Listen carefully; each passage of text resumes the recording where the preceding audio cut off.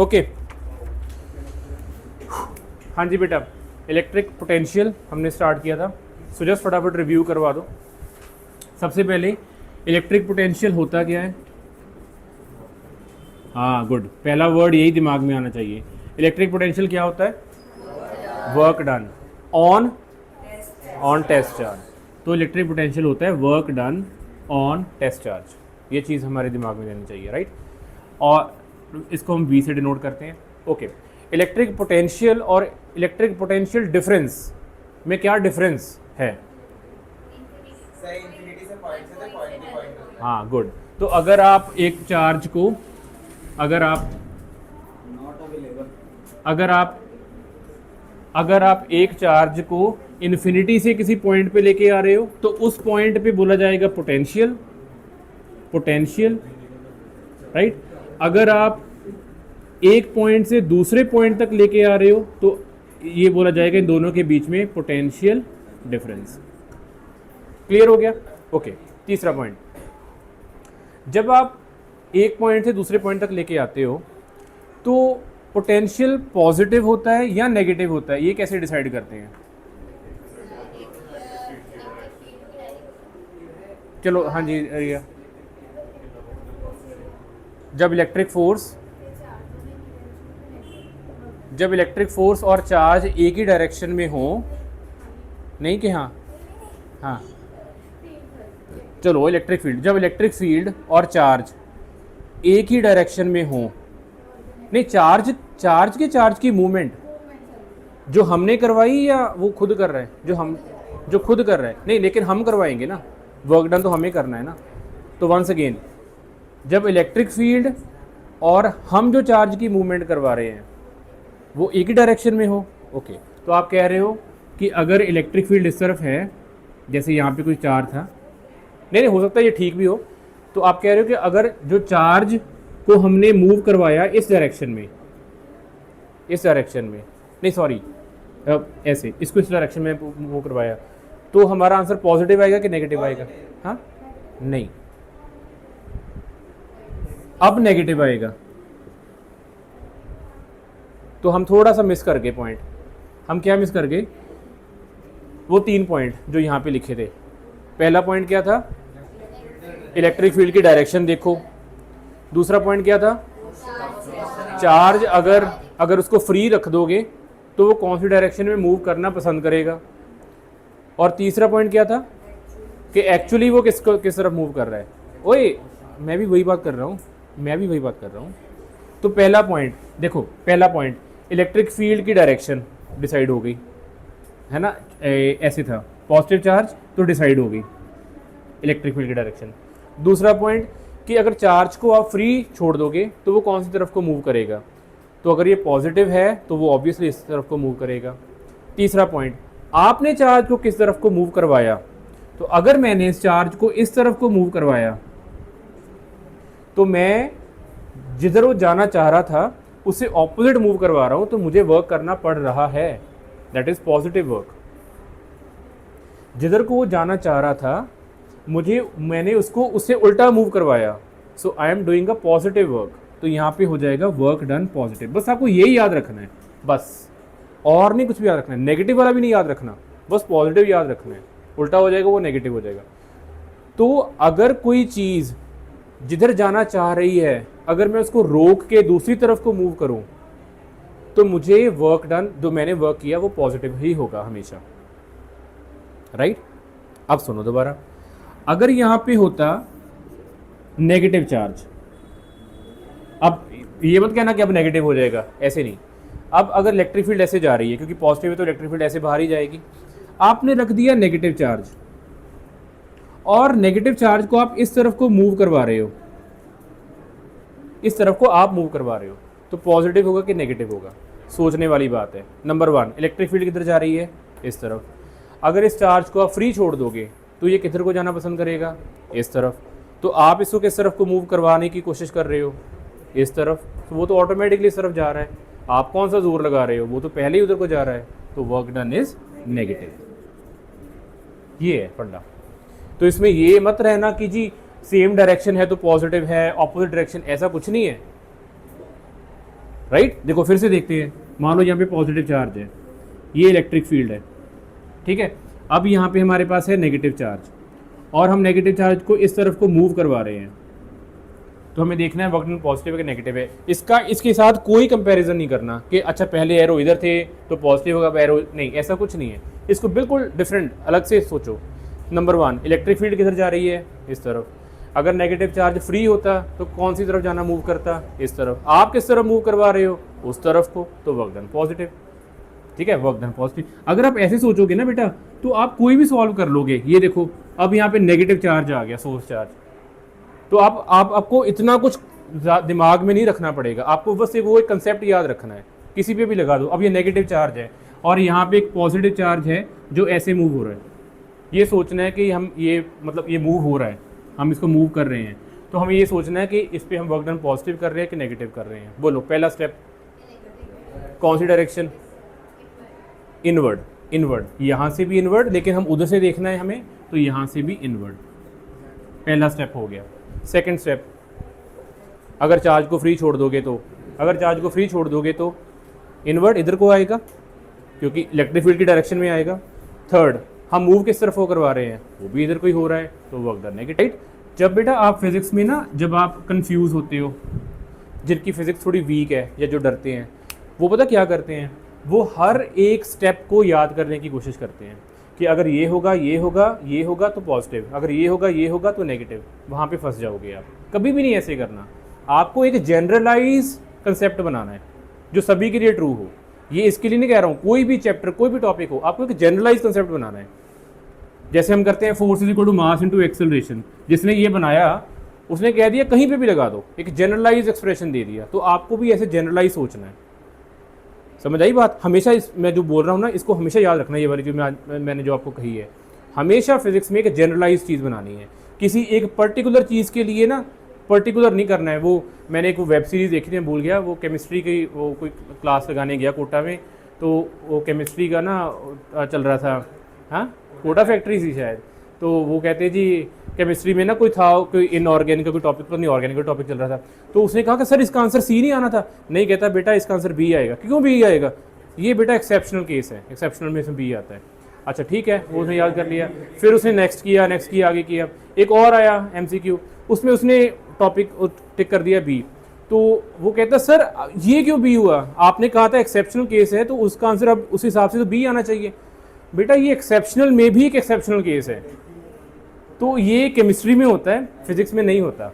यहाँ पे जनरलाइज ही होता है सब कुछ, जो एक के लिए ट्रू है वो सभी के लिए ट्रू है। फिजिक्स इज रियली बेस्ट, छोड़ना लेन कोई टीचर हो। चलो ठीक है, आगे करते हैं। अरे राउंड ऑफ मैं आपको बता रहा हूँ, आप राउंड ऑफ कोई कहता नहीं है कि राउंड ऑफ करो। मुझे बताओ कौन कहता है कि राउंड ऑफ करो, आंसर गलत कर दो। मैं इसलिए कह रहा हूँ कि मैंने ये स्टूडेंट्स के साथ देखा, ये फेस किया हुआ है, मतलब ये कैसे कर रहे हैं यार, क्यों फंस रहे हैं ये।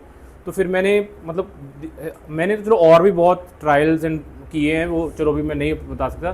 मैंने बड़े हिट एंड ट्रायल्स लगाए कि यार बच्चों को कैसे समझाऊँ, कैसे करवाऊँ, कितनी क्वांटिटी में कितना डिफरेंस आता है, कितना एरर आता है, डिनोमिनेटर में क्या चेंज करें, न्यूमरेटर में क्या चेंज करें, ताकि आंसर फिर से वही का वही रह जाए।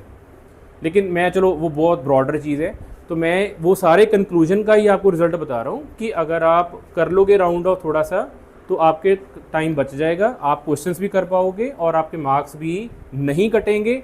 अगर कोई बहुत ही खतरनाक ऐसा एग्जामिनर आ गया जिसने काटनी है, तो वो हाफ से ज़्यादा मार्क्स नहीं काट पाएगा आपका। Okay, right on next topic, electric potential at A point. अच्छा ये वो तो फॉर्मूला तो बताया नहीं, क्लास में रह गया। अगर हमारे पास यहाँ पे चार्ज हो Q, तो अगर हमारे पास यहाँ पे चार्ज हो 2 माइक्रो कूलम, तो मुझे बताओ कि 5 मीटर डिस्टेंस पे वो कितना पोटेंशियल बनाएगा। नहीं कैलकुलेट नहीं करना, फॉर्मूला लिखाना है मुझे। V is equal to what,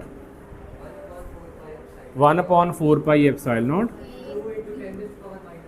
Q upon good Q upon only R, right, not R square, only R, 5 metre.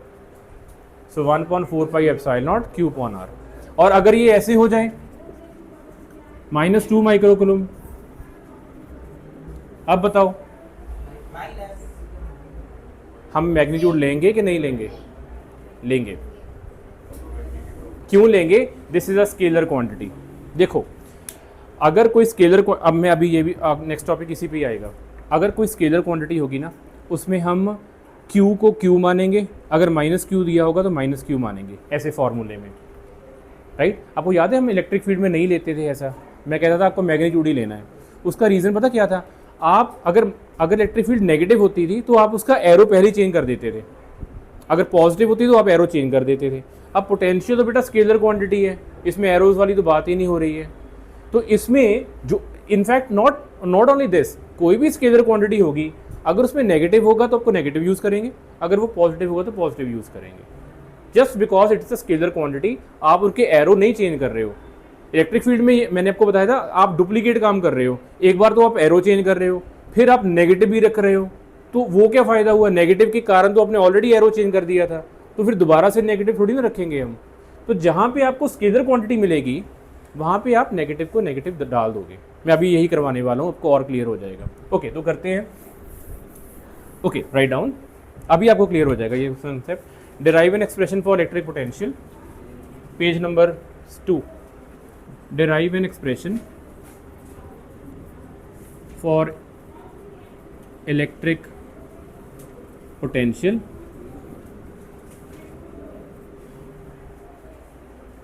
at a point along axial line, at a point along axial line of dipole,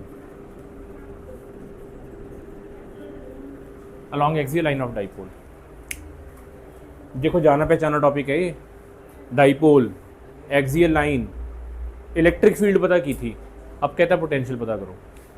ठीक है, तो diagram minus q plus q और axial line बना दी, और यहाँ पे कोई point P ले लिया, इन दोनों के बीच का डिस्टेंस 2a हो गया। पहले भी ऐसे ही करते थे, सब कुछ सेम टू सेम, और सेंटर से हम डिस्टेंस लेते थे r, तो अब भी यहाँ से डिस्टेंस हो गया r। हमें P पॉइंट पे इलेक्ट्रिक पोटेंशियल पता करना है, इलेक्ट्रिक पोटेंशियल, तो इसको बोल देंगे A, ये बोल देंगे B। तो इलेक्ट्रिक पोटेंशियल कैसे पता करेंगे? जैसे इलेक्ट्रिक फील्ड पता किया था, पहले B के कारण, फिर A के कारण, फिर नेट पोटेंशियल। पहले भी ऐसे ही किया था, पहले B के कारण इलेक्ट्रिक फील्ड कितनी है, फिर A के कारण इलेक्ट्रिक फील्ड कितनी है B पॉइंट पे, फिर दोनों का नेट निकाल दिया। तो सेम टू सेम वही करने वाले हैं। देखो कैसे, सो लिखो potential at P due to charge plus Q at B, plus Q charge के कारण P पॉइंट पे पोटेंशियल कितना होगा। ओके, इसको क्या बोले, V P B B P आपकी मर्जी है, सो लेट से B P बोल देते हैं। ठीक है, इस पर ज़्यादा मत दिमाग लगाना जी, B P क्यों लिख रहे हैं P B, ये टोटली इरेलीवेंट है, जो मर्जी नाम दे दो। P B देना है P B लिख दो, B P लिखना है B P लिख दो। फॉर्मूला इंपॉर्टेंट है, तो फॉर्मूला बताओ क्या आएगा। हाँ ना,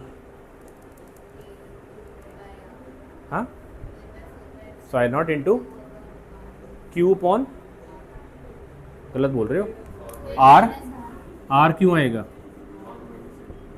Q अपॉन ये डिस्टेंस है ना, R minus A, because this is R minus A,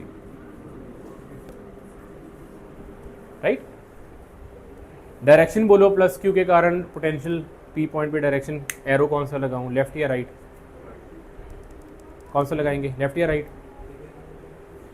B के कारण जो P पे पोटेंशियल है, P पे एरो कौन सा लगाएंगे, पोटेंशियल के कारण कोई भी नहीं लगाएंगे, स्केलर क्वांटिटी है।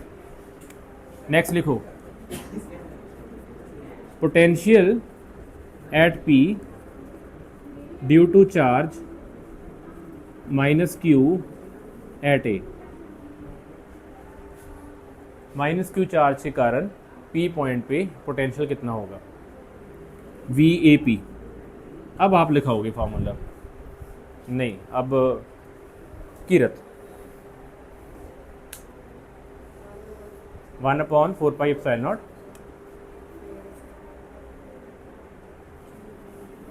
1/4 एप्सिलॉन नॉट क्यू ओवर, हाँ,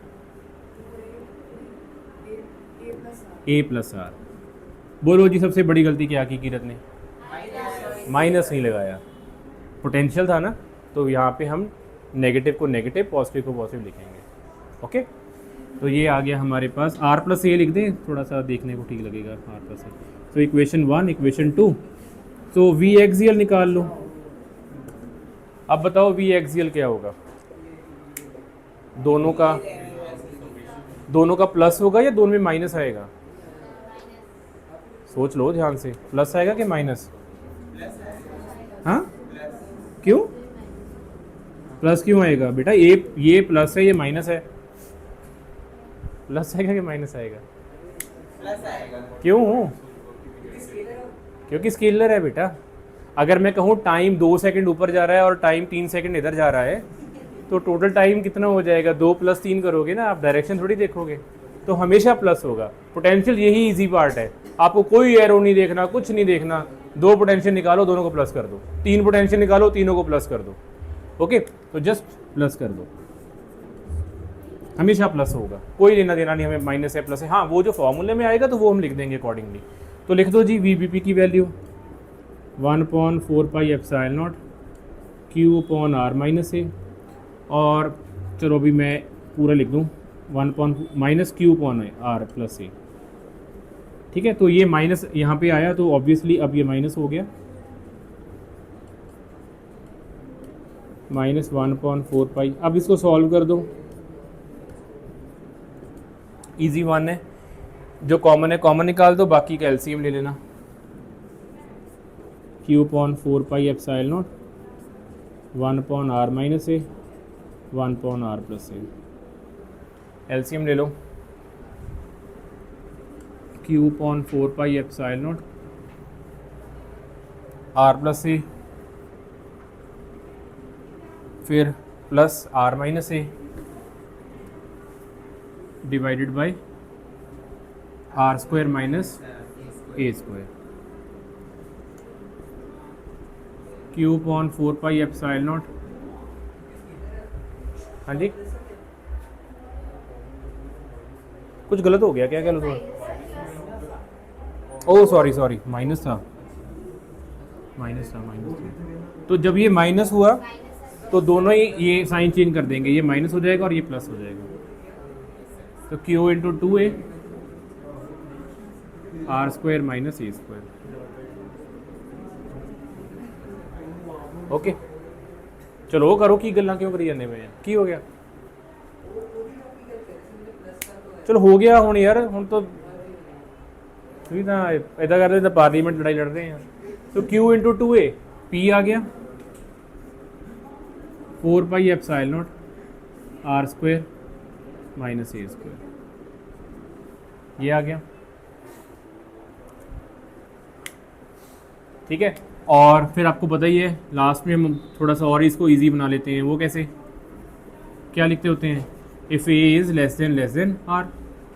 अगर डाइपोल बहुत छोटा होगा, फॉर अ शॉर्ट डाइपोल, अगर डाइपोल शॉर्ट होगा तो आप ए को नेग्लेक्ट कर दोगे।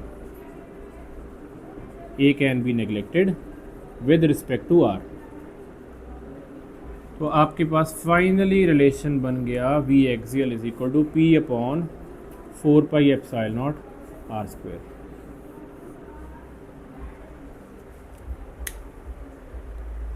ठीक है, तो जैसे इलेक्ट्रिक फील्ड की direction in the direction of dipole होती थी, डाइपोल मोमेंट, इसकी डायरेक्शन किधर होगी? ओके ठीक है, ओके जी ठीक। हाँ जी बेटा, डायरेक्शन किधर होगी? हाँ क्यों? क्या बात है, बी एक्सियल का आंसर आ गया। Okay, P upon 4 epsilon not R square. Okay, चलो वंस अगेन मुझे अनिका बताओ वी इलेक्ट्रिक फील्ड एक्सियल क्या होता था? नोट्स क्यों उठाने हैं?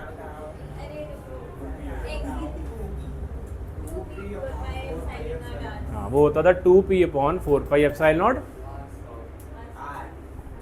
क्यूब, क्योंकि वहां पे इलेक्ट्रिक फील्ड का जो पॉइंट चार्ज होता था वो होता था r²। अब ये देखो यहाँ पे क्या हुआ, जब आप एक के साथ आंसर निकाल रहे हो तो नीचे r आ रहा है, जब आप उसका डाइपोल के साथ निकालोगे तो वो r² बन जाएगा। बात वही चल रही है, r²। वहां पे था r², फिर डाइपोल में हो गया था r³। याद रखने का तरीका है, राइट। और यहाँ पे 2p नहीं आएगा, वहां पे 2p आता था ऊपर, है ना। चलो डन, ये हो गया। नेक्स्ट निकलो, derived expression for electric potential at a point along the equatorial line. Equatorial line, अगर आप इसको ध्यान से कॉपीज में सारे फॉर्मूले लिख लो ना, इजी है ये, कुछ नहीं, सारे फॉर्मूले सेम टू सेम चल रहे हैं। एक्सियल पोटेंशियल के और इलेक्ट्रिक फील्ड के थोड़ा थोड़ा फर्क है बस।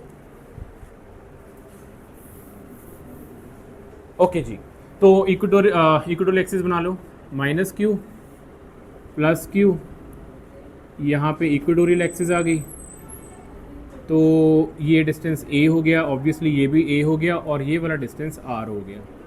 ये पॉइंट आपका P हो गया, और आपने दो लाइंस ऐसे ड्रॉ कर दी। तो ये पॉइंट P हो गया, ये A हो गया, और ये B हो गया। तो आपको बताना है ये क्या होगा, ये क्या होगा, और फिर ये सारा क्या होगा। Potential at P due to charge plus Q at B, पहले लिख लो फिर करना। चलो जी, potential at P due to charge plus Q at B, formula.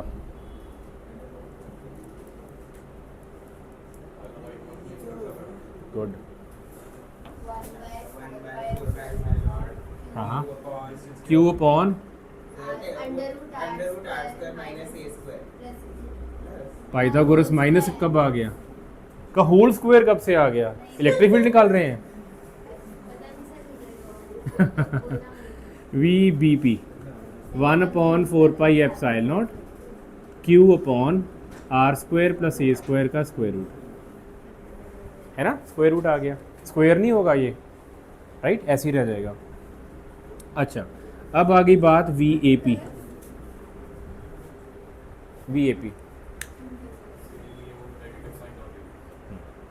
लिखो लिखो, शाबाश, तो फिर अपने आप ही आंसर पता लग जाएगा। इसका आंसर MCQ में क्वेश्चन बन के आता है।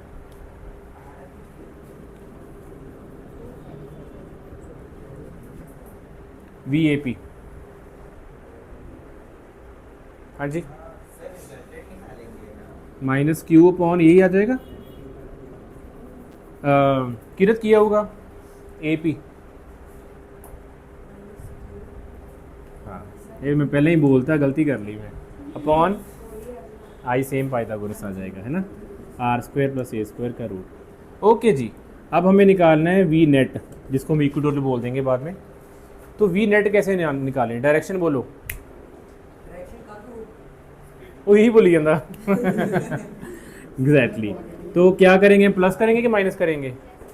जो स्केलर होते हैं वो हमेशा प्लस ही होते हैं, ठीक है। तो VBP की वैल्यू डाल दो,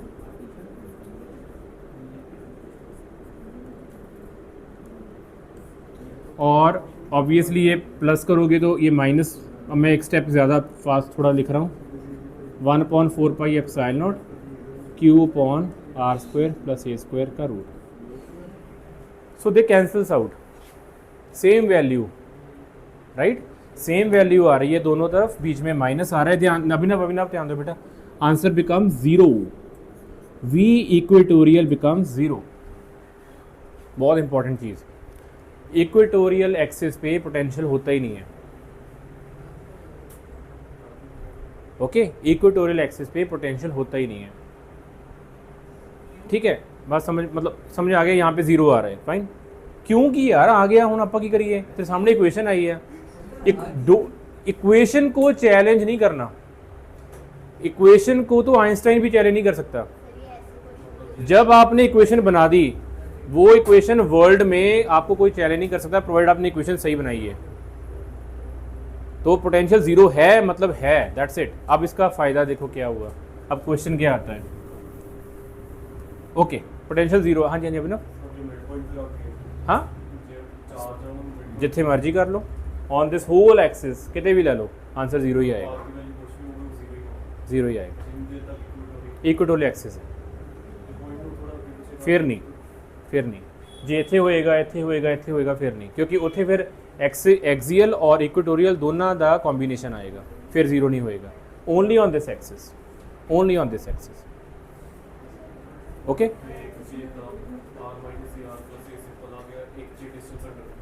यस ਉਹਦੇ ਲਈ ਇੱਕ डिफरेंट फार्मूला ਹੁੰਦਾ, बट ਆਪਾਂ अगेन नहीं करवा रहे क्योंकि ਤੁਹਾਨੂੰ नहीं कराया जाता। वो थीटा का फार्मूला ਹੁੰਦਾ, अगर किसी एक पॉइंट ਤੇ ਕੱਢੋ ਤਾਂ ਤੁਸੀਂ हाँ वो ਹੁੰਦਾ, ਤੁਹਾਨੂੰ ਇੱਥੇ ਤੁਹਾਡੇ ਨੋਟਸ ਹੈਗਾ ਆ cos थीटा का आंसर आਉਂਦਾ, वो मैं दसूँगा ਤੁਹਾਨੂੰ फिर भी। ओके ओके कम इधर देखो रितेश, ध्यान देखो। अब मेरे क्वेश्चन सुनो ध्यान से। हमारे पास एक डाइपोल है और हमारे पास यहाँ पे एक पॉइंट है, ठीक है, एक पॉइंट है और ये पॉइंट पे हमें पोटेंशियल फाइंड आउट करना है। नहीं, वर्क डन फाइंड आउट करना है, वर्क डन कितना है, ठीक है। और सेम यही क्वेश्चन दोबारा से कि हमारे पास यहाँ पे एक डाइपोल है, हमें पता करना है कि अगर आप वर्क डन मतलब हमें ये पता करना है कि अगर आपको एक चार्ज प्लस क्यू यहाँ से इधर को लेके आना है तो आपको वर्क डन कितना करना पड़ेगा, पॉजिटिव नेगेटिव और ज़ीरो। अगर आपको एक चार्ज को ऐसे मूव करना है तो आपको वर्क डन कितना करना पड़ेगा, पॉजिटिव नेगेटिव या फिर ज़ीरो। ये आपके पास क्वेश्चन है, बताओ जी। पहले किसका, इसका बताओगे? हाँ कॉस थीटा कितों आ गया, ठीक है, कॉस थीटा कहाँ से आ गया? हाँ जी चलो पहले इसका आंसर बताओ। वही करते हैं जो हमने आगे हमेशा करते हैं, जो हमने वो 3 पॉइंट्स डिस्कस किए। मैंने कहा था ना आपको जनरल बनाएंगे हम, हर बार अलग अलग नहीं करेंगे, कोशिश करेंगे। Okay fine. तो पहला पॉइंट क्या होता था, इलेक्ट्रिक फील्ड। मुझे बताओ इस डाइपोल के कारण इलेक्ट्रिक फील्ड कौन सी तरफ जाती है, आपको पता ही है ना, इन the direction of dipole moment. तो इलेक्ट्रिक फील्ड इस तरफ जाएगी।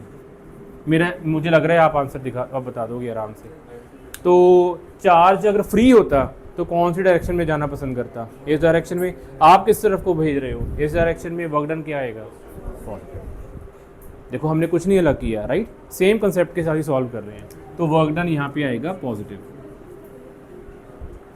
और अगर हमने यार चार्ज यहाँ पे नीचे को भेज रहे हैं, अब वर्क डन पॉजिटिव नेगेटिव या ज़ीरो, क्यों वर्क डन क्यों ज़ीरो, क्यों?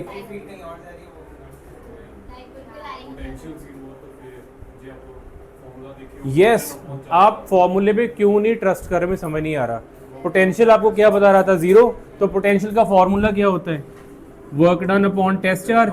टेस्ट चार्ज तो पड़ा हुआ है आपके पास, यहाँ पे कोई चार्ज है क्यू नॉट मान लो, राइट। तो हमें ये तो जीरो हो नहीं सकता, लेकिन पोटेंशियल उसको कह रहा है कि ज़ीरो है इस एक्सिस पे।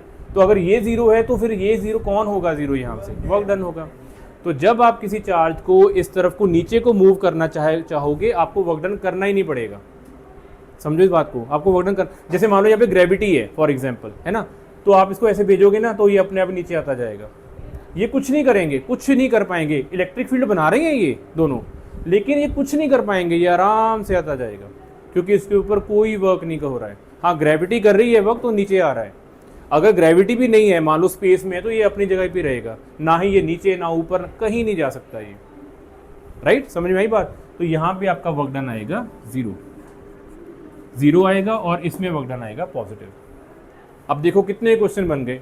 अब मैं यही क्वेश्चन आपसे दोबारा फिर पूछ लेता हूँ। मुझे बताओ माइनस क्यू प्लस क्यू, हमारे पास यहाँ पे एक नेगेटिव टेस्ट चार्ज पड़ा है और हम उसको इस तरफ को लेके जा रहे हैं। आपको बताना है हम लेके जा रहे हैं, मतलब we are moving it in this side. आपको बताना है कि इसके ऊपर वर्क डन हम पॉजिटिव कर रहे हैं कि नेगेटिव कर रहे हैं। कैसे पता करेंगे, इलेक्ट्रिक फील्ड की डायरेक्शन, वो तो हमेशा इन the direction of dipole. Dipole moment हमेशा नेगेटिव से पॉजिटिव होता है, तो इलेक्ट्रिक फील्ड भी ऐसे ही जाती है। ये आ गया इलेक्ट्रिक फील्ड। अब सेकंड पॉइंट क्या था, अगर फ्रीली हम फ्री कर देंगे तो फिर नेगेटिव किधर को जाना पसंद करेगा, लेफ्ट साइड को। हम किस तरफ को भेज रहे हैं, उस तरफ को, तो वर्क डन क्या हो गया, पॉजिटिव। पॉजिटिव क्या हो गया, नेगेटिव इधर को आना पसंद करता है, हम भेज रहे हैं उसको उसके उल्टा। मतलब वो कह रहा है कि मैं यार इधर को आ जाऊंगा, मैं कह नहीं नहीं नहीं, तो मैं उसको पुश कर रहा हूँ, नहीं नहीं यार तू उधर को चल, उधर को चल, तो work done is positive, right. अपने बार एग्जांपल ले लिया करो ना, मैं बताता हूँ कैसे, तो वर्क डन आ गया पॉजिटिव। जैसे आपके जो पेरेंट्स हैं बेटा, वो आप पे जो वर्क डन करते हैं वो पॉजिटिव करते हैं हमेशा। क्यों? क्योंकि आप रेजिस्टेंस देते हो, आप कहते हो कि मुझे नहीं पढ़ना, ठीक है, आप कहते हो नहीं पढ़ना, वो मारते हैं एक थप्पड़, अगर किसी की पढ़ता हो तो वो थप्पड़ मार के बेटा वो खुद उनकी एनर्जी लो हो जाती है, क्योंकि उन्होंने आप पे वर्क किया है। Work done is positive. हाँ बेटा, जब मारा वो आप कोई गिरा ना जाके बेड पे, ओके, तो ओहाना कैसे देख रही है, ऐसे तो नहीं होता है। मतलब बेटा वो कई ये जो है ना, वो पीछे वो साहिब, उन्हें पूछ के देख, उस पर कितना वर्क डन होता है रोज। हाना के ऊपर होता है। अच्छा होता है, अच्छा अच्छा अच्छा, वो इसका एक्सप्रेशन ये था, हाँ ये बात सही है। ओके, क्लियर है ये बात। ओके, तो जब बेटा जब जब जिधर ये जाना चाह रहा है, अगर आप उसको रेजिस्ट कर रहे हो, उसको उल्टा भेज रहे हो, तो वर्क डन पॉजिटिव है। ये बात है बस, डन। अब टाइम बताओ कितना हो गया आज, मुझे 2 टॉपिक, अभी तो टाइम है।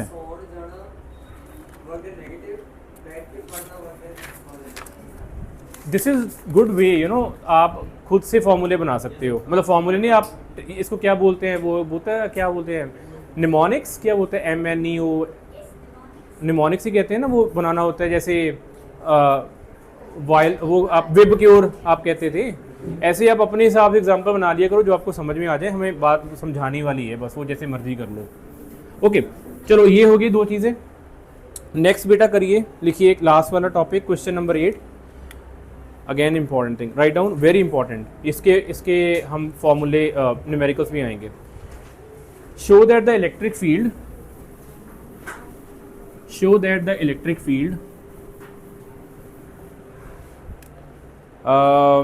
at any point is equal to, show that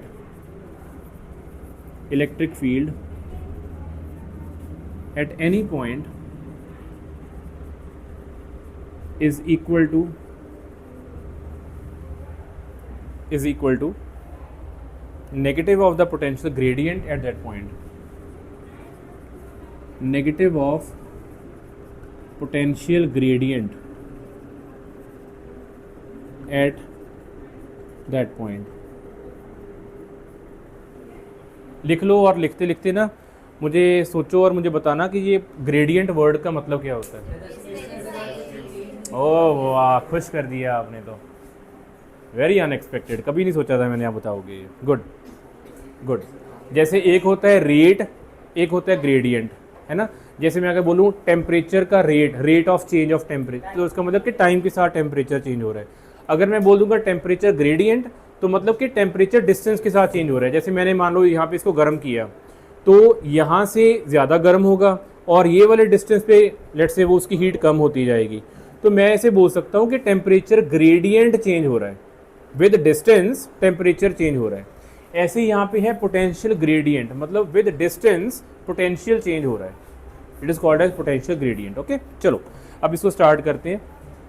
यहाँ पे जो उसने लिखा है, मैंने पहले आपको बता ही दूँ क्योंकि इसका फॉर्मूला बड़ा इंपॉर्टेंट है। वो कह रहा है कि एक्चुअल में ये प्रूव करो कि जो इलेक्ट्रिक फील्ड होती है it is equal to negative of potential gradient. ओए भैनों इधर देखो, इलेक्ट्रिक फील्ड इज, वो आया ना, खिलने लग जाए। Electric field is equal to negative of, how to write potential gradient, D, yes, आप जब लिखते थे dV/dt, आप लिखोगे dV/dr, ये होता है। तो ये याद रख लेना, ये हम यूज करेंगे फॉर्मूले में। Electric field is equal to negative of, D का मतलब होता है चेंज, ठीक है, किसमें चेंज, ऊपर पोटेंशियल नीचे डिस्टेंस। मतलब कि पोटेंशियल में चेंज आएगा जब आप डिस्टेंस चेंज करोगे, इसको जब आप नेगेटिव कर दो उसको हम इलेक्ट्रिक फील्ड कहते हैं। इससे ज़्यादा मत सोचना कि कंसेप्ट यार ये क्या मतलब हुआ, इमेजिनेशन मत करना, just focus on the formula. जब हम इसके न्यूमेरिकल करेंगे ना तब इसके बाद और ज़्यादा समझ लेंगे। E equals to minus dV/dr। फिलहाल सिर्फ इतना समझ देखो, हमें ये प्रूव करना है, राइट। ठीक है, तो लिखना स्टार्ट करो बेटा, कैसे करेंगे। ओके, वंस अगेन हमारे पास यहाँ पे वही सोर्स चार्ज है और वंस अगेन हमें लेट्स से ए पॉइंट से बी पॉइंट तक आना है और ए पॉइंट से बी पॉइंट तक आने के लिए हमारे पास ये जो डिस्टेंस है ये मान लो है dr। ठीक है, हमें ए पॉइंट से बी पॉइंट तक आना है। ए पॉइंट पे जो पोटेंशियल है वो है v, जो बी पॉइंट पे पोटेंशियल है वो है v प्लस dv। इसका मतलब क्या हुआ, ऑब्वियसली हमें पता ही है कि जो अगर पॉजिटिव चार्ज है तो इलेक्ट्रिक फील्ड आपको पता है ऐसे जाती है। और याद है आपको हमने कल किया था कि यहाँ पे पता नहीं कितना मैंने कहा था, शायद 40 वोल्ट, यहाँ पे कहा था शायद 60 वोल्ट, है ना। तो यहाँ पे पोटेंशियल कम होता है और यहाँ पे थोड़ा ज़्यादा होता है, इसलिए v प्लस dv और यहाँ पे अकेला भी। ठीक है, डायग्राम ड्रॉ कर लो। ओके बेटा, अब हम करने क्या वाले हैं, हम ना 2 बारी वर्क डन निकालेंगे। ये मैं थोड़ा सा आपको ऐसे बना रहा हूँ ताकि आपको याद हो जाए। हम दोनों बार वर्क डन निकालेंगे, work done on test charge from A to B. पहले ये निकालेंगे work done test charge from A to B. ठीक है, फिर से यही निकालेंगे work done on test charge from A to B. आप एग्ज़ाम में ऐसे नहीं करोगे ऑब्वियसली, मैं सिर्फ आपको डेरिवेशन याद करवाने के लिए बता रहा हूँ। आप सिर्फ एक बार ही वर्क डन लिखोगे और निकालो। बेसिकली मैं क्या करने वाला हूँ, मैं वर्क डन के 2 फार्मूले लिखूंगा। यहाँ पे फार्मूला लिखूंगा जो हमने 11th में किया हुआ है, work done is equal to force into displacement, और यहाँ पे मैं लिखूंगा work done is equal to potential into test charge, मतलब v इज इक्वल टू। तो मैं 2 बार ही वर्क डन निकालने वाला हूँ, दोनों को मैं इक्वेट कर दूंगा। ठीक है, मैं बताता हूँ कैसे। पहले वर्क डन टेस्ट है फ्रॉम ए टू बी। तो वर्क डन का फॉर्मूला हमारे पास होता है work done is equal to, अगर हम वर्क फोर्स इनटू डिस्प्लेसमेंट की तरफ से चलें फॉर एग्जांपल, तो हमारे पास फॉर्मूला होगा, क्या होगा, F into D R, F D R, right. और ये जो होगा ये पॉजिटिव होगा कि नेगेटिव होगा।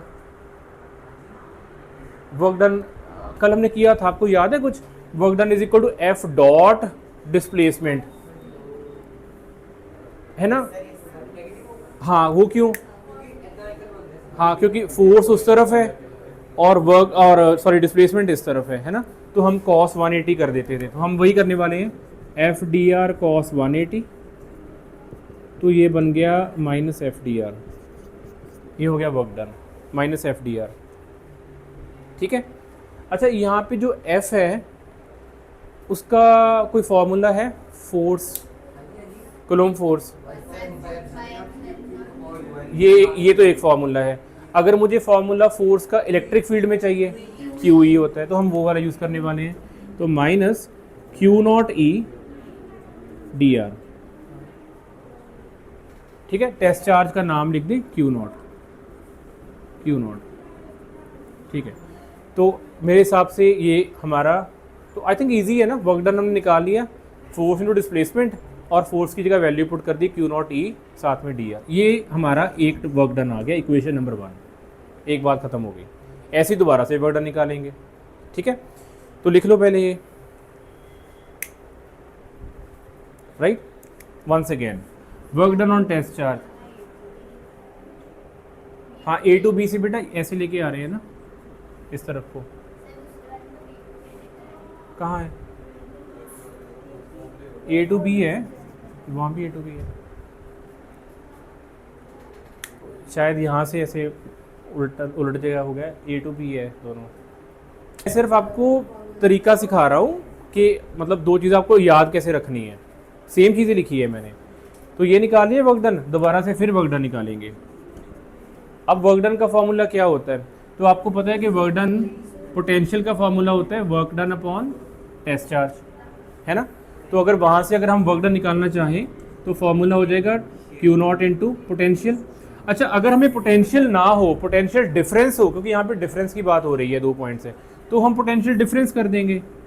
तो potential difference is equal to this, तो अगर वर्क डन निकालना होगा तो पोटेंशियल डिफरेंस के साथ मल्टीप्लाई कर देंगे। बात तो वही है ना, पोटेंशियल है तो पोटेंशियल के साथ कर दो, पोटेंशियल डिफरेंस है तो पोटेंशियल डिफरेंस। तो वर्क डन का फॉर्मूला हम ये लिखने वाले हैं, क्या, Q not multiply by potential difference. अब पोटेंशियल डिफरेंस क्या है, वो है V B minus V A, ज़्यादा माइनस कम, तो Q not into V B minus V A. V B की वैल्यू पुट कर दो, वी ए की वैल्यू पुट कर दो, तो ये आ गया V plus T V minus V, तो ये आ गया डी वी।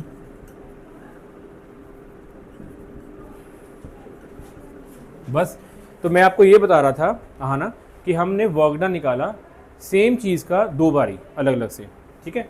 एक बारी ये वाला फॉर्मूला लगा दिया और एक बारी जो 11th वाला है वही फॉर्मूला लगा दिया। अब दोनों को इक्वेशन 1 2 लिख के दोनों को इक्वेट कर दो, इक्वेटिंग 1 एंड 2,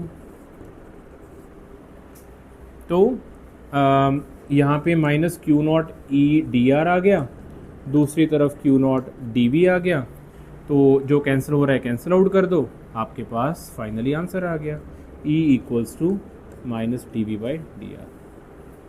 अच्छा, अब जाते जाते बस एक बात यहाँ पे देख लेना, वैसे आपको अगर याद हो जो हमारे पास इलेक्ट्रिक फील्ड का फार्मूला होता है वो होता है K into Q upon R square, यही होता है ना। ध्यान से देखना, देखो ये वाला फार्मूला हम थोड़ा सा रिलेट करने वाले, ये देखो K into Q R into R है ना, आर इंटू आर। अच्छा, इसको क्या बोलते हैं, V, तो ये बन गया E is equal to V by R, ये देखो सेम चीज़ ही है। तो याद रखना, जब हम अगर हमें पोटेंशियल दिया हो तो E को R के साथ मल्टीप्लाई कर दो, मतलब ये थोड़ा सा दिमाग में रखना, हम न्यूमेरिकल करेंगे ना और क्लियर हो जाएगा। तो ये ऐसे फार्मूला बनता है, ये दोनों बात सेम ही है। ये बहुत बारी यूज़ होगा फार्मूला, बहुत बारी कैपेसिटेंस में कई बार हम यूज़ करेंगे। हम निकालेंगे पोटेंशियल गिवन होगा, हम R को E के साथ मल्टीप्लाई कर दिया करेंगे पोटेंशियल निकालने के लिए, कुछ करेंगे इसके बारे में, ठीक है। ये वाला फॉर्मूला यूज़ करेंगे बार बार। चलो ठीक है, आज के लिए ठीक है।